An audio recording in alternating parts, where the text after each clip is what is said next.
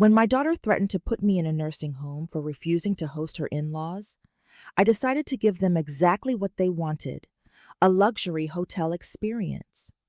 But they had no idea that in my house, the Wi-Fi costs $50 a day, the pool is extra, and the checkout bill is absolutely non-negotiable. Before continuing, write where you are from or what time it is. The ink was still wet on the deed when I felt the shift. It wasn't the champagne buzz or the roar of the Pacific Ocean crashing against the cliffs below. It was the weight of the pen in my hand, heavier than the company I just sold, heavier than the 40 years of 18-hour days that had built it. I slid the document across the mahogany table to the notary, and just like that, I was no longer Evelyn Vance, the woman who clawed her way up from a garage startup to a tech empire. I was Evelyn Vance, sole owner of a glass and steel fortress on the edge of the world. I walked out onto the deck. The air smelled of salt and expensive freedom. Below me, the ocean was a churning, relentless blue, smashing against the rocks with a violence that felt familiar. That had been my life, smashing against obstacles until they broke. Now, I was the rock. I was 68 years old. I had the money, I had the view, and for the first time in my life, I had the silence. I poured a glass of Chardonnay, the bottle frosted and weeping in the California heat. I didn't drink to celebrate. I drank to savor. I watched the sun bleed into the horizon, turning the sky into a bruised purple bruise. This was it. The finish line. Then my phone rang. It wasn't a business line. Those were dead, severed along with my ties to the board. This was my personal cell, the number only 3 people had. I looked at the screen. Kara. A smile, reflexive and foolish, tugged at my mouth. My daughter, calling to congratulate me, calling to share the victory. "Hello, sweetheart," I answered, my voice thick with the warmth of the wine and the sunset. "I'm here. I actually did it." "Mom! You're there!" Her voice wasn't warm. It was a shriek, high and vibrating with a manic energy that set my teeth on edge. "Send pictures immediately. I want to see the view. Is the pool as big as the listing said?" "It's beautiful, Kara," I said, leaning against the railing. "It's even better than the photos. You'll have to come visit sometime soon." "Oh, we'll be visiting," she said. And there it was, the edge, the sharp proprietary slice in her tone that cut through the maternal fuzz in my brain. "Actually, that's why I'm calling. I have the most amazing news." I gripped the stem of my wine glass tighter. "Oh, Todd's family," she announced, as if she were bestowing a knighthood. "They're all flying into LA for his cousin's wedding next week, and I had a brilliant idea. Why should they waste money on some stuffy hotel when you have that massive house just sitting there?" My stomach dropped. It wasn't a slow descent. It was a free fall. "Kara," I said, my voice carefully neutral. "I just got here. I haven't even unpacked. I was planning to spend the first few weeks settling in, alone." "Don't be silly, Mom," she scoffed. A dismissive, airy sound. "You have 8 bedrooms? You can't possibly use all that space. It's selfish, really. Besides, Margot is dying to see Malibu." Margot, Todd's mother, a woman who wore animal print like armor and wielded passive aggression like a scalpel. The thought of her in my sanctuary, criticizing my furniture and judging my wine, made my skin crawl. "Kara," I said, and the CEO voice, the one that had made grown men sweat in boardrooms, began to bleed through. "That is very thoughtful of you, but it's not possible. The timing is bad. The house isn't ready for guests." "What do you mean, not ready?" Her voice snapped tight. "It's a brand new turnkey estate. We're not asking for the Ritz. We're family. We'll be there tomorrow afternoon, all 10 of us." "10?" I repeated. The number was a physical blow. 10 people? Tomorrow? Yes, 10. Todd, me, Margot, Todd's brothers, the wives, the kids. It'll be fun. A real family reunion. No, I said. The word was a stone wall. No, Kara. You are welcome to visit, you and Todd. But I am not hosting a wedding party of 10 people, less than 24 hours after moving in. Silence. A stunned, static hiss on the line. I had done the unthinkable. I had told her no. When she spoke again, the manic cheer was gone. Her voice was low, venomous, a sound I hadn't heard since her teenage years when I refused to buy her a car she hadn't earned. I don't think you understand, Mother. This isn't a request. I've already told them yes. Margot is so excited. Are you really going to make me call my mother-in-law and tell her she's not good enough for your precious beach house? Do you have any idea how that makes me look? How you look is not my primary concern right now, I said, my hand shaking slightly. Not from fear, but from a sudden Arctic rage. Fine, she spat. Be that way. Be the selfish, difficult old woman everyone says you are. But you should really think about the future, Mom. You're all alone in that big, empty glass box. Accidents happen. You're not getting any younger. I froze. The ocean roared below, but the sound was suddenly muffled, distant.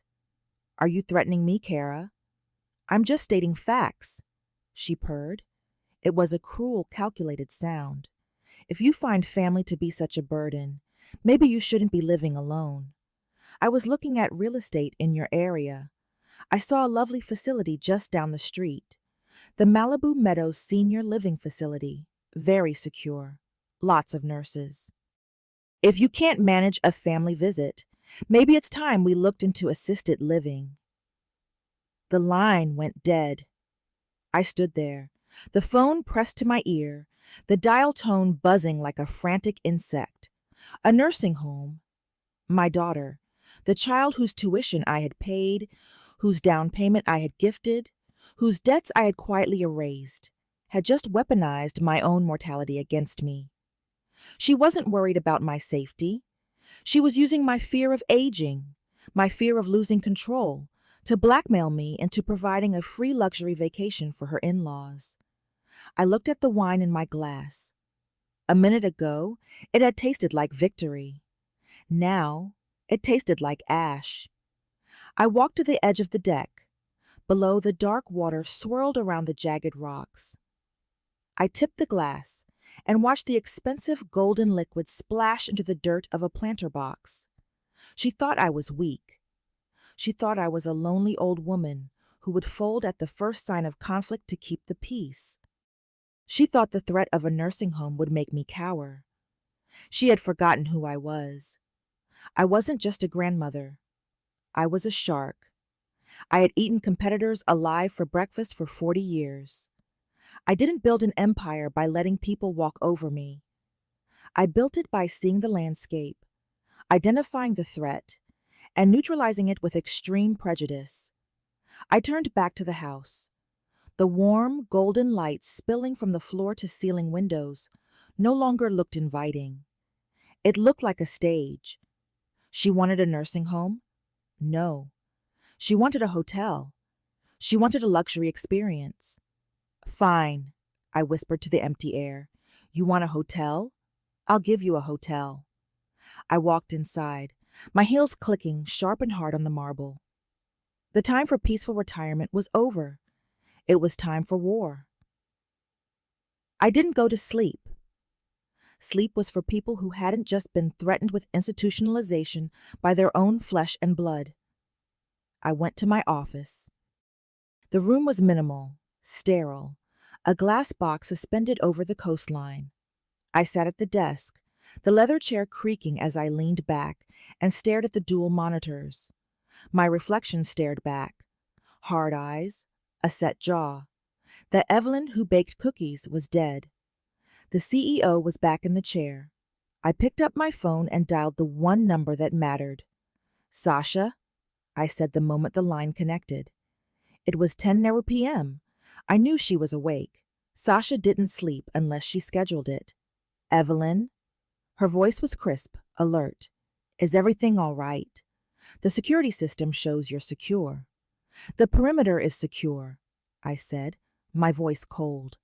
But we have an internal threat. I need you to activate the estate management protocol. Level 5. A pause. Level 5 is the hostile takeover defense, Evelyn. Who is the target? My daughter and a regiment of 9 in-laws. They arrive tomorrow at 3:00 p.m. I could hear the smile in her voice. I'll have the team there by 0700. What's the play? The play, I said, looking at the empty spreadsheet on my screen, is hotel hell, but with 5-star wrapping paper. We are going to give them exactly what they asked for, a fully staffed luxury experience. But we are going to operate under strict commercial guidelines. I want policies. I want fees. I want contracts. Understood, Sasha said. I'll bring the uniforms, the black ones, severe. Perfect. And Sasha, print the welcome packets on the heaviest cardstock you can find. I want them to feel expensive. Consider it done. We hung up. I turned to the computer. For the next 6 hours, I didn't move. I typed, I designed, I calculated. The document taking shape on my screen was a masterpiece of bureaucratic cruelty. I created a logo, a stylized EV Estates. Elegant, corporate, cold. I drafted a welcome letter that dripped with passive-aggressive hospitality. We are delighted to host your party and are committed to ensuring your stay is a memorable one. To maintain the exclusive nature of our property, we ask that all guests adhere to the following policies. Then came the rules. Rule 1. No footwear inside the main residence. Rule 2. No wet swimwear on indoor furniture. $500 cleaning fee per violation. Rule 3. Kitchen is for staff use only. Rule 4. Quiet hours, 10 p.m. to 8 a.m. Rule 5. The master wing is the private residence of the owner. Strictly off limits. And then, the piece de resistance, the service charges. I pulled up a spreadsheet and began to monetize their entitlement. I knew Margot. I knew she wouldn't be able to resist the amenities. Wi-Fi access, $50 per day per device. Infinity pool and spa package, $150 per person per day. Home theater access, $200 per screening. Wine cellar, $1,000 corkage fee per bottle opened. Laundry service, $25 per item. I stared at the numbers. They were exorbitant. They were insulting. They were perfect. I hit send, emailing the files to Sasha's secure server. Then I stood up and began to prep the battlefield. I walked through the main living area. I removed the framed photo of Kara and me from the mantel, the one from her graduation where I looked so proud and she looked so expectant. I put it in a drawer. I cleared the coffee table of my favorite art books. I took the throw blankets that I loved, the soft cashmere ones, and locked them in the linen closet. The house began to change. It lost its warmth. It became a lobby. Beautiful, impressive, and utterly devoid of soul. I moved to the master wing. This was the most important tactical position. The wing contained my bedroom, my library, and my private gym. It was separated from the main house by a set of heavy, double oak doors. I stepped inside and closed the doors. I turned the heavy deadbolt. Click. I tested the handle. Locked. I went to the small keypad on the wall and punched in a new code. The electronic lock engaged with a satisfying mechanical whir. Then I went to the guest wing. The West Wing, as I'd renamed it in the packet. It was a long hallway with 4 bedrooms. They were nice rooms, certainly. Better than any hotel they could afford. But they weren't the room. They didn't have the panoramic ocean view. They didn't have the fireplace. They looked out over the garden and the garage. I went to the smallest room at the end of the hall, the one Kara had so generously assigned to me. It was a perfectly adequate room for a teenager or a nanny. a single queen bed, a small window. I placed a small suitcase on the bed. Inside were some old clothes I didn't wear anymore. It was a prop, a decoy. By the time the sun began to bleed gray light into the sky, the house was ready. At 7 a.m. sharp, a white unmarked van crunched up the gravel driveway. Sasha stepped out. She wasn't wearing her usual designer suit. She was wearing a severe black dress with a high collar, her hair pulled back in a bun so tight it looked painful. She looked like a headmistress from a Gothic novel. Behind her, 4 staff members, actors she kept on retainer for events, spilled out. They were dressed in identical black uniforms with the EV logo embroidered on the chest. They carried clipboards, earpieces, and a palpable air of judgment. "Good morning, Evelyn," Sasha said, her voice devoid of warmth. She was already in character. "The packets are printing. The signage is being deployed." "Excellent," I said, handing her a set of keys. "I want signs on every door. Staff only. Private residence. Guest wing. Make it look official." "And the kitchen?" she asked. "Clear the counters," I commanded. "Lock the pantry.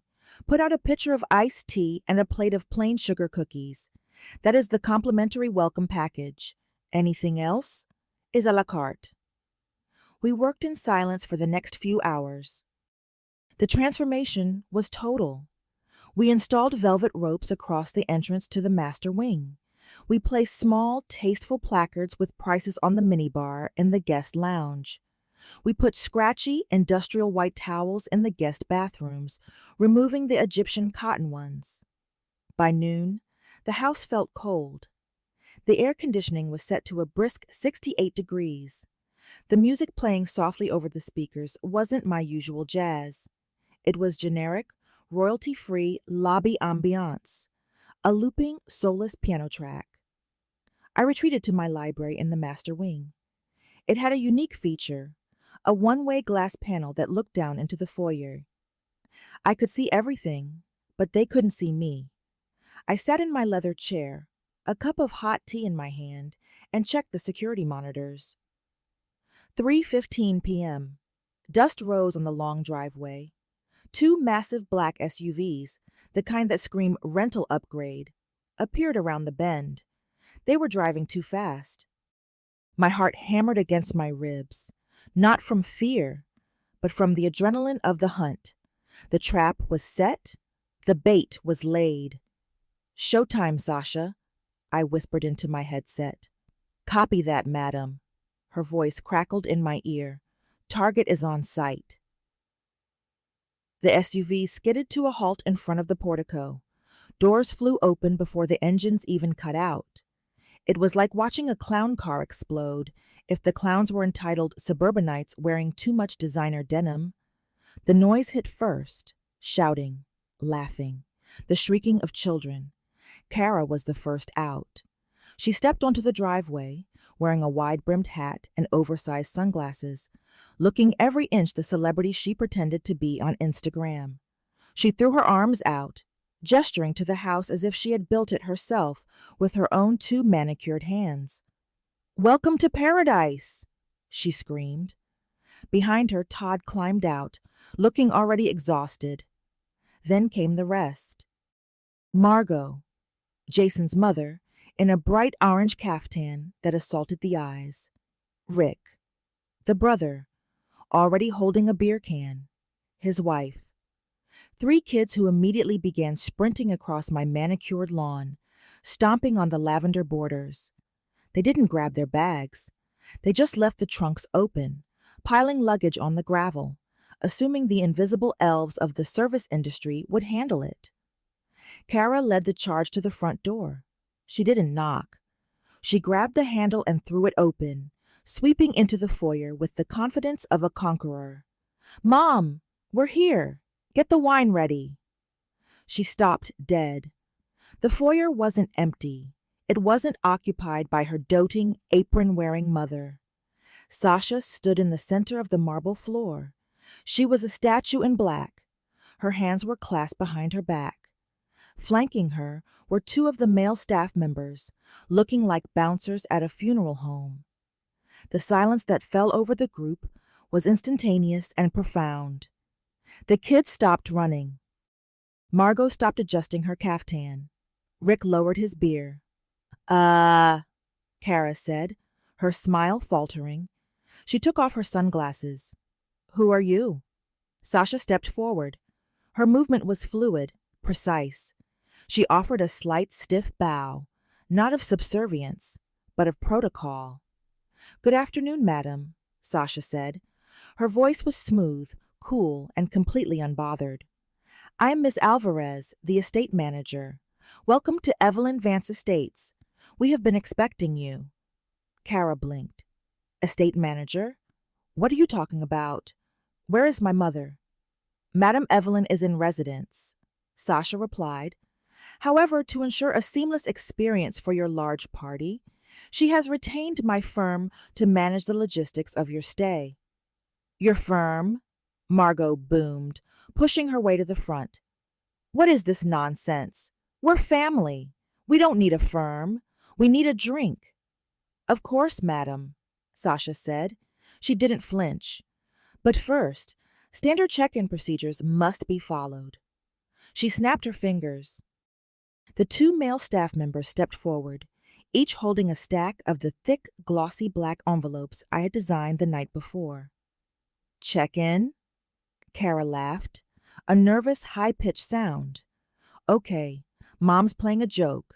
Very funny. Ha-ha. Where is she? This is not a joke, madam, Sasha said. Her eyes locked onto Kara's. Madam Evelyn values organization. These packets contain your room assignments, access keys, and the schedule of estate policies. The staff began handing out the packets. They were heavy. They felt official. The EV logo was embossed in gold foil on the front. Margot took hers, looking at it like it was a dirty diaper. I don't need a packet. I need the master bedroom. Kara said we have the ocean suite. I'm afraid there has been a misunderstanding, Sasha said smoothly. The master wing is the private residence of the owner. It is secured and off limits. What? Kara screeched. No, that's not right. I told her, please refer to your welcome packet for your room assignment. Sasha cut her off. Your party has been assigned the West Wing. It is adequate. The way she said adequate made it sound like a disease. Margot ripped open her envelope. I watched from the glass above as her eyes scanned the first page. Her jaw went slack. House policies? She read aloud, her voice rising. No wet bathing suits on indoor furniture. $500 cleaning fee. Is she insane? Keep reading, I whispered to myself. Rick had opened his. Hey, it says here, Wi-Fi access, $50 per day per device. What the hell? Is this a joke? And look at this, Margot shouted, waving a sheet of paper. Guest contribution schedule. Tuesday. Kitchen duty, Margot Jennings. I'm not doing kitchen duty. I'm a guest. The foyer erupted. Everyone was shouting at once. They were waving the cardstock in the air, pointing fingers at Sasha, demanding to see me. This is ridiculous, Kara yelled, her face flushing red. My mother would never do this. You're fired. Get out of my way. She tried to push past Sasha toward the living room. Sasha didn't move. She simply shifted her weight, blocking the path with a wall of professional indifference. I cannot be fired by you, madam, Sasha said, her voice cutting through the noise. I do not work for you. I work for the estate, and the estate's policies are non-negotiable. I want to see my mother, Kara screamed. Madam Evelyn is currently indisposed, Sasha lied beautifully. She requests that you settle into your assigned rooms. Luggage assistance is available for a gratuity. Otherwise, you are free to transport your own bags. Gratuity? Rick sputtered. You want a tip? Standard service rates apply, Sasha said. She checked her watch. Dinner service is not included in your package, but I believe there is a lovely taco stand about 3 miles down the highway. The kitchen here closes at 8 p.m. sharp. She gestured to the hallway leading away from the ocean, away from the light, toward the garage. If you will follow me, she said, I will show you to your quarters. It wasn't a question. It was a command. The family stood there, fuming, confused, holding their heavy black envelopes. They looked at the closed double doors of the master wing. They looked at the unsmiling staff. Then, slowly, defeated by the sheer bureaucratic weight of the situation, they picked up their carry-ons. This is insane, Kara hissed to Todd. She's lost her mind. Just let's go to the room, Todd mumbled, looking terrified of Sasha. We'll sort it out later. I watched them file down the hallway, a procession of the defeated. They had expected a palace. They were getting a boarding house, and the meter was about to start running. The West Wing was nice. I decorated it myself. But compared to the soaring 30-foot ceilings of the main house, it felt compact. The hallway was narrow. The view was of the beautifully manicured hedges and the top of the Mercedes in the driveway. I switched my monitor feed to the camera in the West Wing hallway. Sasha stopped it at the first door. Mr. and Mrs. Jennings, she said to Margot and her husband. Suite A. Margot pushed past her and threw the door open. She marched inside, expecting a ballroom. She stopped. It's small, she said. Her voice echoed into the hallway. Where's the balcony? Where's the jacuzzi tub? This suite features a standard soaking tub, Sasha said, and a lovely view of the hydrangeas. Margot turned, her face purple. I was promised the ocean. I can't even see the water from here. The ocean is visible from the common deck, Sasha said. Access fees apply. Sasha moved down the hall. She deposited the brothers and their families in the other 2 rooms. Then she led Kara and Todd to the end of the hall, the last door. And for you, madam, Sasha said, opening the door to the smallest room. Kara stepped inside. It was the room she had told me to take. The nanny room. You have got to be kidding me, Kara breathed. She spun around. There's one bed. A queen. Todd is 6'2". We can't sleep in a queen. It was the only remaining accommodation, Sasha said, given the size of your party. My mother has a king bed, Kara shouted. She's one person. Why can't we have that room? As I said, Sasha repeated, boring into her, that is the owner's residence. This is the guest room. She handed Kara a single metal key, not a key card, an old-fashioned heavy metal key on a ring that said Room 4. Enjoy your stay, Sasha said. The pool deck opens in 10 minutes. Please remember the towel policy. 1 towel per guest per day. Replacement fee is $25. Sasha turned and walked away, her heels clicking on the hardwood. Kara slammed the door so hard the camera shook. I took a sip of my tea.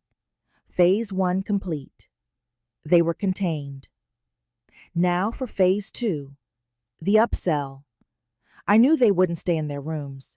They were too entitled, too restless, and they were thirsty. 20 minutes later, the door to the guest wing opened. The kids burst out first, already in bathing suits. They didn't care about the rooms. They saw the blue shimmer of the infinity pool through the glass doors of the living room. Pool! One of them screamed. They ran through the lobby, ignoring the no running sign. Rick and the other brother followed, carrying towels they had clearly raided from the bathroom. They hit the deck. The Pacific Ocean stretched out before them, a vast expanse of glittering blue. It was breathtaking. Now this is more like it, Rick said, dropping his towel on a pristine white lounger. Who cares about the room? We'll spend all day out here. He looked around. Hey, service!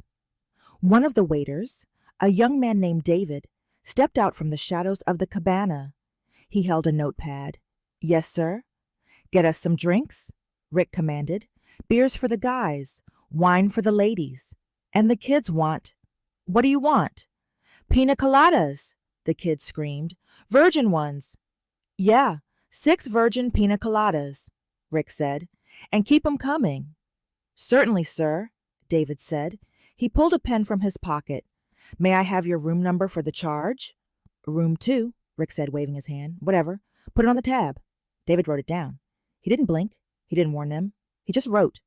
6 ex-virgin pina colada are $25 each, no more than 150. 3 our ex craft beer on 15 each. 45 val. 3 meaning rack house. Chardonnay are $35 each. Finier 105 sous. David walked to the outdoor bar. I watched him mix the drinks. He used the fresh pineapple. He used the premium mixers. He garnished them with little umbrellas. The family settled in. Margot came out a few minutes later, wearing a swimsuit that defied physics and good taste. She lowered herself into the hot tub. Ah, she sighed, closing her eyes. Finally, this is what I deserve. She didn't see the small sign next to the hot tub controls. Spa activation, $50 an hour. Kara and Todd were the last to emerge. Kara looked furious, but she had changed into a white bikini and was holding her phone. She posed by the edge of the pool, sucking in her stomach, angling for the perfect selfie with the ocean backdrop. She snapped a photo. Then she looked at her phone, frowning. What the hell? She muttered. There's no signal. She looked around. Hey, you. She pointed at David. What's the Wi-Fi password? My data isn't working out here. David paused, holding a tray of expensive drinks. The network is EV guest secure, madam. When you connect, a splash page will appear. You can authorize the $50 daily charge there. $50, Kara shrieked, for Wi-Fi. That's robbery. It is a satellite connection, madam, David said calmly. High speed, very reliable. Kara stared at him. She looked at her phone. She looked at the view she desperately wanted to post to Instagram, to prove to her friends that she was living the high life. She gritted her teeth. I saw her thumb jab the screen. Authorized, cha-ching. The afternoon wore on. They drank. They splashed. They used the towels. They ordered snacks, bowls of truffle popcorn, $20. Plates of fruit, 45 jave. They were consuming my resources like locusts, assuming that put it on the tab meant mom pays for it. They had no idea that the tab was a legally binding document. At 5 p.m., Kara found the wine fridge in the outdoor cabana. It was glass-fronted, displaying my collection of vintage French wines. She opened the door. Ooh, Dom Perignon, she cooed, pulling out a bottle of the 2008 vintage. Now we're talking. Mom must have left this for us. She popped the cork. Foam spilled over her hand. She laughed, pouring it into plastic cups for the adults. I winced. That bottle was worth $300. But the corkage fee? Oh, the corkage fee was where the real pain lived. I typed a quick message to Sasha. Add the Dom to the bill.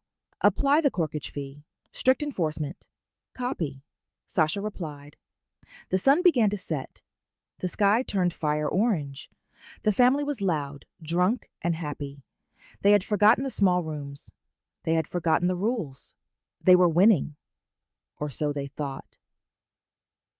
At 7 p.m., the mood on the deck was boisterous. Rick was telling a loud, boring story about his jet ski. Margot was asleep in a lounger. Kara was scrolling through her phone, undoubtedly counting the likes on her $50 photo. Sasha emerged from the house. She held a silver tray. On it sat 2 crisp white envelopes. She walked straight to the table where they were gathered. The music seemed to dip, the air growing heavy with anticipation. Excuse me, Sasha said. Rick looked up, grinning. More drinks? Yeah, bring us another round. Not at this time, sir, Sasha said. Management policy requires a daily settlement of all incidental charges by 7 p.m. to avoid any unpleasant surprises at checkout. She placed one envelope in front of Rick. She placed the second in front of Kara. "What is this?" Margot asked, waking up. "The bill, madam," Sasha said. Rick laughed. "The bill? Good one. Evelyn's got jokes." He ripped open the envelope. He pulled out the single sheet of paper. He squinted at it in the dim light. His smile vanished. It didn't fade. It was wiped off his face. "What the—" He choked. $600? What? His wife shrieked. She grabbed the paper. "Pool access fees, 6 adults, 3 children of $150 each, $1,350. She read, her voice trembling. "Beverage service, $400. Snack service, $200. This is over $2,000, Rick shouted, standing up so fast his chair scraped loudly against the teak. "For 3 hours? Are you out of your mind?" "The rates were clearly listed in your welcome packet," Sasha said, unblinking. "You signed the acknowledgement when you accepted the keys." "I didn't sign anything," Rick yelled. "Possession of the key constitutes acceptance of the terms," Sasha quoted. "It's in the fine print." Kara was staring at her envelope. She hadn't opened it yet. Her hands were shaking. "Open it, madam," Sasha said softly. Kara tore the flap. She pulled out the bill. It had one line item. "Vintage champagne. Bottle charge, $300, corkage fee. Unauthorized opening. 1,000, or total, chatting to $300. Kara made a sound like a dying balloon, a squeak of pure pressurized horror. $1,000? She whispered. "For opening a bottle of wine? My mother's wine?" "The wine cellar is a controlled inventory," Sasha said. "The corkage fee is standard for high-value vintages opened without a sommelier present." "I'm not paying this," Margot boomed, struggling out of her chair. "This is robbery. This is extortion. I'm going to call the police." "You are welcome to do so," Sasha said. "However, I should inform you that theft of services is a felony in the state of California. If the bill is not settled, we will be forced to involve the authorities." "Theft!" Kara screeched. She stood up, her eyes wild. "This is my house. Well, my mother's house. I can't steal from my own mother." "Legally," Sasha said. "You are a tenant, and you are in arrears." Kara crumpled the bill in her fist. She threw it at Sasha. The paper bounced harmlessly off Sasha's black dress. "I'm done with you," Kara hissed. "I'm done with this little game. Where is she? Where is my mother?" "Madam Evelyn is in the master wing," Sasha said. "However, quiet hours are approaching." "Screw quiet hours," Kara yelled.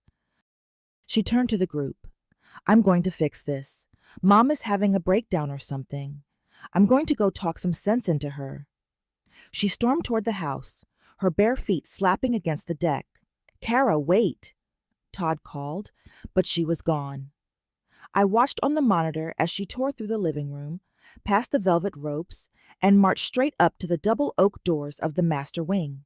She grabbed the handles. She yanked, locked. She yanked again, harder, rattling the heavy wood in its frame. "Mom!" she screamed, pounding her fist against the door. "Mom, open up! This isn't funny anymore. Open the door!" Inside the library, I sat in silence. I could hear the faint thud, thud, thud of her fists, muffled by the soundproofing. I took a sip of my tea. "Sasha," I said into the headset, "let her bang for 5 minutes. Let her feel the door. Then cut the power to the guest wing." "Copy," Sasha said. I watched Kara pound on the door, her face twisted in an ugly, entitled rage. She looked like a child who had been told no for the first time in her life. And in a way, she was. The banging stopped, not because she gave up, but because the hallway went black. I sat in the library watching the thermal feed on my monitor. The guest wing, or the West Wing, as the billable entity was known, plunged into darkness. The air conditioning, which had been humming a polite, expensive tune, shuddered and died. Power failure? Sasha's voice was cool in my ear. Circuit overload, I replied, taking a sip of chamomile tea. It seems the West Wing infrastructure wasn't designed for 10 people charging 20 devices simultaneously. Safety protocols engaged. On the screen, I saw the glow of cell phone flashlights flicking on like fireflies in a jar. What happened? Rick's voice, muffled by the walls but amplified by his outrage, echoed through the house. The lights! The AC! It's pitch black in here, Margot screamed. I'm in the tub. I can't see a thing. I watched Kara, a heat signature of pure fury, kick the master wing door one last time before retreating into the shadows. She stomped back down the hall, her flashlight beam swinging violently. Mom's cut the power, she hissed, as she reached the group huddled in the lobby, which was now just a dark hallway. She's actually crazy. She's trying to smoke us out. I'm sweating already, Rick complained. It's going to be 80 degrees in those rooms tonight, and my phone is at 12%. I can't charge it. Use the outlet in the hall, his wife suggested. Dead, Rick snapped. Everything is dead. We're leaving, Margot announced, wrapping a towel around herself as she emerged from the bathroom, dripping water on the hardwood floor. I am not staying in a sauna. We are going to a hotel. We can't, Kara said, her voice tight. I checked. The wedding is this weekend. Everything in Malibu is booked solid or costs $2,000 a night. So what? Margot snapped. Your mother has plenty of room. We'll just sleep in the living room. It's cooler there. She began to march toward the main house, the cordoned-off sanctuary where the AC was still purring. Sasha stepped out of the shadows. She held a high-powered flashlight, shining it directly onto the floor in front of Margot's feet. Stop, Sasha said. The single word was a physical barrier. Margot flinched, shielding her eyes. Get that light out of my face. We're going to the living room. The power is out back here. The West Wing is experiencing a localized outage due to excessive demand, Sasha stated, her voice devoid of sympathy. Maintenance has been notified. They will address it in the morning. Morning? Kara shrieked. We can't sleep in the dark until morning. Emergency glow sticks are available in the safety kits located under the sink, Sasha said. As for the main house, it is a secure zone. Guests are not permitted after hours. We're hungry, Rick's wife whined. The kids were crying now, a low, miserable sound. We haven't eaten since lunch. The taco stand is closed. The kitchen is closed, Sasha reminded them. There's food in there, Rick said, eyeing the shadowed outline of the gourmet kitchen beyond the velvet ropes. I saw a fridge.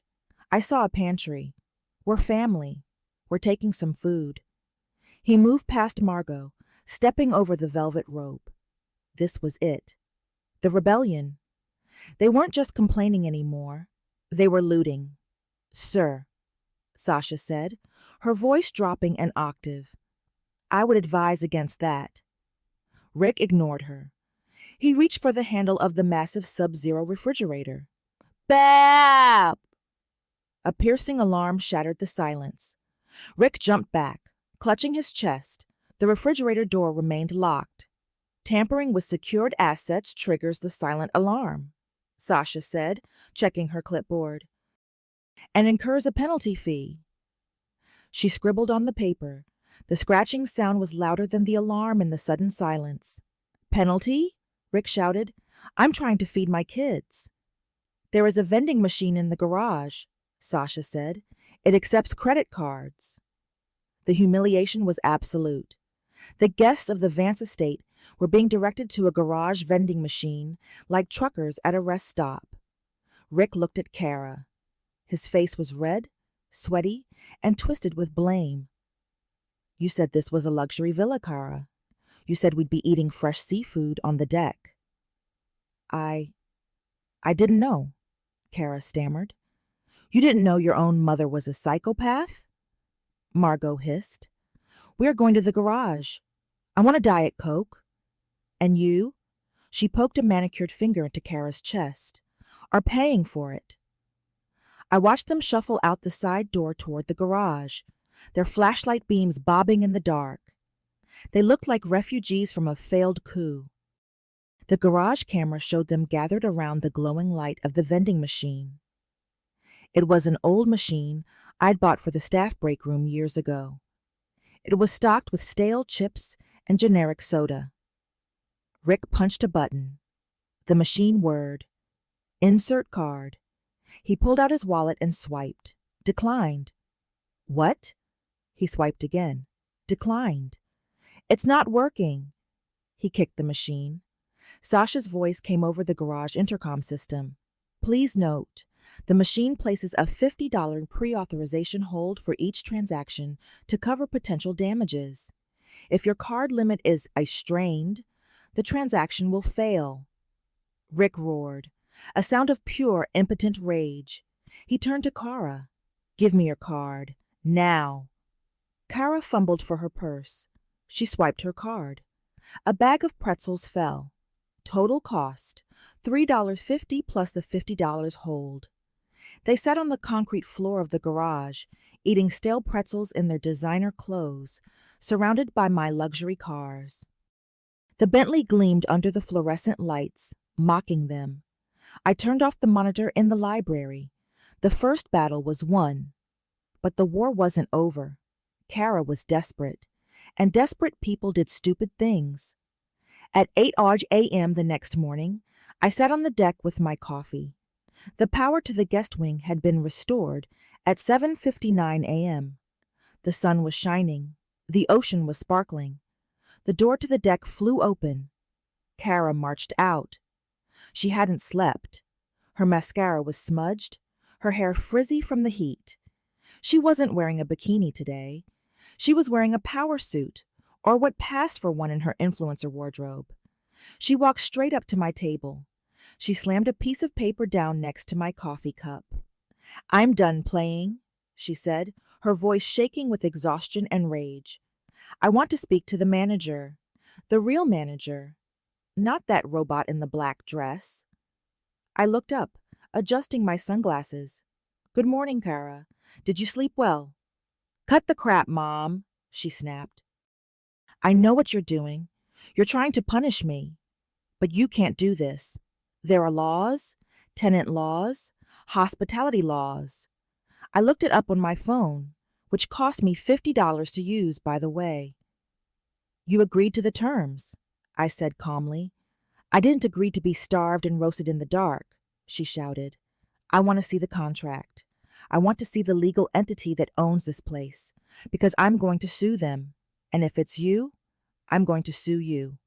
I smiled, a cold, sharp smile. You want to see the management? I asked. Yes. Very well, I said. I stood up. Follow me. I led her not to the kitchen, not to the living room, but to the library. We walked in silence. I swiped my key card at the velvet rope, then again at the double oak doors. They clicked open with a heavy, expensive sound.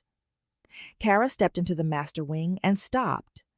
The air here was different, scented with lavender and conditioned to a perfect crisp cool. The hallway was lined with art she recognized from my old office, pieces worth more than Todd's entire career. We reached the end of the hall. I placed my hand on the biometric scanner. The hidden door to the library slid open. Kara gasped. It was a 2-story cathedral of books. Spiral staircases, floor-to-ceiling glass looking out over the wildest part of the coast, leather chairs that swallowed you whole. It was a room built for a titan. Sit, I said, gesturing to the guest chair. It was lower than mine. A classic power move. Kara sat. She looked small in the room. She looked around, her eyes wide, taking in the wealth she had assumed would one day be hers by default. You wanted to speak to management, I said, settling into my chair behind the massive glass desk. I am the primary shareholder of the holding company that manages this estate. Speak. Kara straightened her spine. She tried to summon the entitlement that had fueled her arrival, but it flickered in the face of this absolute power. This isn't right, she began, her voice trembling. You're treating us like animals. The bills, the rules, the fees. Mom, we're your family. Margot is 70 years old. You charged her $65 for juice. Correction, I said, sliding a file across the desk. The estate charged her. I simply paid the invoice for the initial stocking of the pantry. Stop it. She slammed her hand on the desk. Stop hiding behind this estate thing. It's you. It's always you. You're doing this because I threatened the nursing home, aren't you? You're being petty. I leaned forward. The silence in the room grew heavy, pressurized. Petty? I repeated softly. Kara, you threatened to lock me away. You threatened to strip me of my agency because I inconvenienced your vacation plans. You looked at me, your mother, the woman who built the world you stand on, and you saw a burden, a resource to be mined and then discarded. I didn't mean it, she whispered. The lie was weak. You did, I said, and that is why we are here. You wanted a transaction, Kara. You wanted to trade on our relationship for a free venue. You wanted the perks of being my daughter without the respect that is supposed to come with it. I opened the file in front of me. So, I continued, my voice hardening into steel, I have decided to honor your request. I have professionalized our relationship. Since you view me as an asset, I will operate as one. I pulled out a document. It was the guest services contract. You asked about the legal entity, I said. The house is owned by a blind trust. The operations are managed by Vance Global Asset Management. The staff, the fees, the policies, they are all standard operating procedure for our corporate properties. You can stop them, she pleaded. Just tell Sasha to stop. Tear up the bill. I can't, I lied. It was the most beautiful lie I had ever told. You see, the trust is irrevocable. The management contract is ironclad. I am merely the resident. If I intervene, I violate the fiduciary duty of the trust. I could lose the house. Her eyes widened.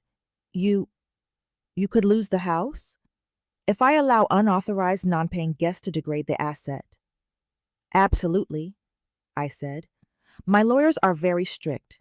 They view freeloaders as a liability. I pushed a business card across the desk. It was blank, except for a phone number and the words legal department. If you have a dispute regarding the bill, I said, you are welcome to call them.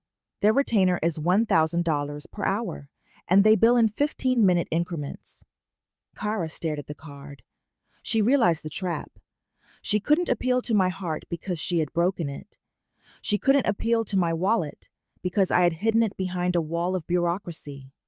So, she swallowed hard. We have to pay?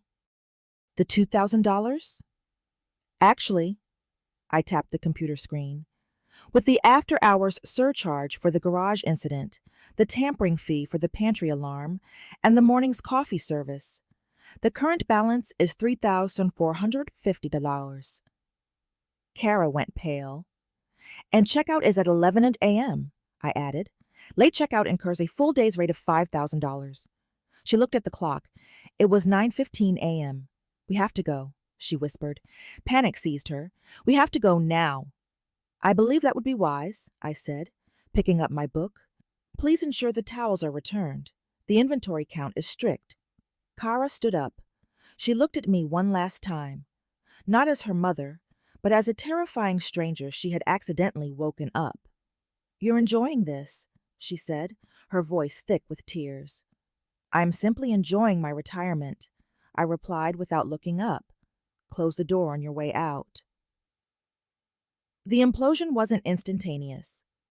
It was a cascading failure, like a building collapsing floor by floor. I watched from the library window as Kara ran back to the guest wing. She didn't walk. She sprinted. She burst into the west wing, where the family was huddled in the hallway, eating the remaining stale pretzels and complaining about the water pressure. I couldn't hear the words, but I didn't need to. The body language told the story. Kara waving the bill, Margot clutching her chest, Rick throwing his hands in the air. I switched the audio feed on. 3,450? Margot screamed. It was a sound that probably frightened the seagulls 2 miles away. For one night? In a closet? With no power? We have to leave, Kara was pleading. Mom says the late fee is $5,000 if we're not out by 11. I'm not paying a dime, Rick shouted. You invited us. You said, come to Mom's beach house. It's free. It's amazing. You lied to us, Kara. I didn't know, Kara cried. She set me up. She set you up? Margot advanced on her daughter-in-law. You told me you had her wrapped around your finger. You told me she was a senile old lady who would do whatever you said. You brought us here to be humiliated. We're leaving, Todd said, his voice surprisingly firm. He was holding his phone. I just checked the bank account. Kara, there's a pending charge for $500 for cleaning services. What did you do? I spilled some wine on the rug when the lights went out, she sobbed. You idiot, Rick yelled. That comes out of the joint account? That's my money too. Everyone pack, Margot commanded. Now, before that witch charges us for breathing the air. The scramble was chaotic and undignified. Suitcases were thrown open. Clothes were shoved inside in tangled heaps. The kids were crying because they wanted to go back to the pool. No pool, Rick shouted at his son. That pool cost $150 just to look at. Get in the car. They dragged the luggage down the hallway, the wheels clattering loudly on the hardwood. They didn't wait for the staff. They hauled their own bags, sweating, swearing, tripping over each other. They burst out the front door into the blinding morning sun. Sasha was waiting by the SUVs. She held a clipboard. Checking out so soon? She asked pleasantly. Move, Rick snarled, shoving a suitcase into the trunk of the rental. I just need to finalize the billing, Sasha said. The credit card on file has been charged for the outstanding balance of $3,450. A receipt has been emailed to you. We're disputing it, Kara yelled as she climbed into the driver's seat. I'm calling my lawyer. As is your right, Sasha said. However, please note that the EV Estates legal team has a 100% litigation success rate. Safe travels. The doors slammed. The engines roared. Rick's SUV peeled out first, spraying gravel onto my pristine lawn. He didn't even wait for Margot to fully buckle her seatbelt. Kara's SUV followed, swerving slightly as she sped down the driveway. They were gone. The dust cloud settled slowly in the morning air. I walked out onto the balcony. Sasha stood in the driveway, looking at the retreating taillights. She looked up at me and gave a crisp salute. Hostile takeover repelled, she called up. Casualties? I asked. Only their pride, she said, and their bank account. I looked at the timestamp on my phone. 10:45 a.m. They had lasted less than 20 hours. Clean the guest wing, I instructed. Burn the sheets if you have to. I want every trace of them gone by noon. Yes, madam. I stood there for a long time. The silence returned. It was deep and heavy, but it wasn't empty. It was full of the sound of the ocean, the wind in the eucalyptus trees, and the quiet, steady beat of my own heart. I had won. I had defended my castle. But as I looked at the empty driveway, I felt a strange, hollow ache in my chest. It wasn't regret. I knew I had done what was necessary. It was the morning of an illusion. The illusion that I had a family who loved me for me, not for what I could give them. That illusion was dead. Billed $3,450 for its funeral. I went back inside. I walked to the mantel where I had hidden the photo of Kara. I took it out of the drawer. I looked at her smiling young face. I didn't put it back on the mantel. I put it in the trash. The next morning was the kind of Malibu morning that real estate agents dream of. The fog hugged the coast, soft and gray, before burning off to reveal a sky of piercing, impossible blue. I woke up without an alarm. I made my coffee, strong, black, and walked out to the deck. I expected to be alone. I wasn't. Two figures sat on the bottom step of the porch stairs, huddled together like castaways. Their suitcases were stacked neatly beside them. Kara and Todd. They weren't in the SUV. The others must have left them, or they had refused to go. I stopped at the railing. They heard my footsteps and looked up. Kara looked wrecked. Her eyes were swollen, her face blotchy. The arrogance, the influencer sheen, was completely stripped away. She looked like she had when she was 12 and had broken my favorite vase. Terrified and small. Todd looked at his feet. I didn't speak. I just sipped my coffee and waited. The silence stretched, taut as a wire. Finally, Kara stood up. She walked slowly to the edge of the deck, stopping 10 feet away from me. She didn't cross the invisible line. "They left," she said, her voice raspy. Margot kicked us out of the car. She said I ruined the vacation. She said I was useless. "Margot is a difficult woman," I said neutrally. "She's a monster," Kara whispered. Then she looked at me. "But so was I."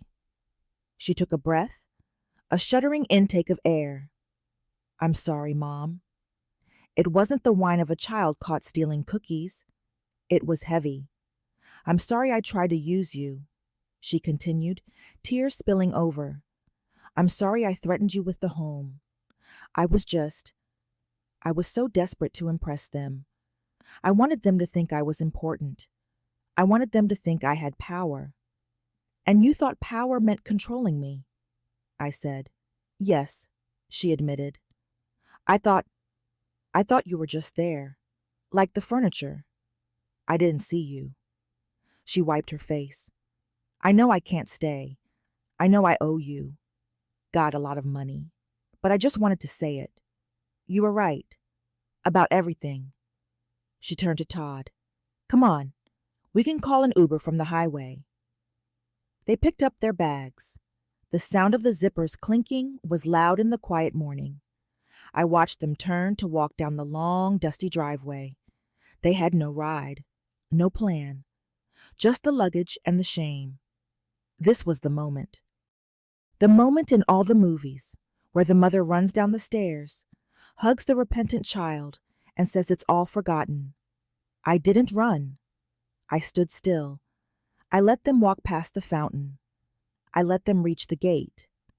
Because forgiveness without consequences is just permission to sin again. "Kara," I called out. She stopped. She turned, hope flickering in her eyes like a candle in a draft. "The bill stands," I said. Her shoulders slumped. "I know. We'll pay it. I don't know how, but we will." "Good," I said. "You can set up a payment plan with Sasha." I took another sip of coffee. "However," I continued, "the guest wing is currently vacant, and I believe the staff quarters, the small room by the garage, is available." Kara stared at me. "It has a single bed," I said. "No view. The towels are scratchy, and there is a chore list. The garden needs weeding." I pointed to the overgrown patch of bougainvillea near the garage. "If you are willing to work off a portion of your debt," I said, "you may stay for 2 days, as staff, not as guests." Kara looked at the small dark window of the room by the garage, the room she had tried to shove me into. She looked at Todd. He nodded, a look of immense relief washing over his face. We'll take it, Kara said. I'll weed. I'll clean the pool. Whatever you want. Excellent, I said. Sasha has the gloves. Report to her in 10 minutes. I turned my back on them and looked out at the ocean. I heard them walking back up the driveway, not to the front door, but to the side entrance, the service entrance. I felt a lightness in my chest I hadn't felt in years. It wasn't the warm, fuzzy glow of maternal affection. It was the clean, cool sensation of respect. They were finally treating me like a person, like the owner. I raised my mug to the horizon. The sun was fully up now, burning off the last of the fog. The water was a brilliant, hard diamond blue. It was going to be a beautiful day. And for the first time in a long time, it was going to be my day. If this story resonated with you, leave a like and consider subscribing. You can also drop any comment below, even just one word. Maybe tell me where you're watching from, or what time it is right now. Sometimes one word is enough to say you were here.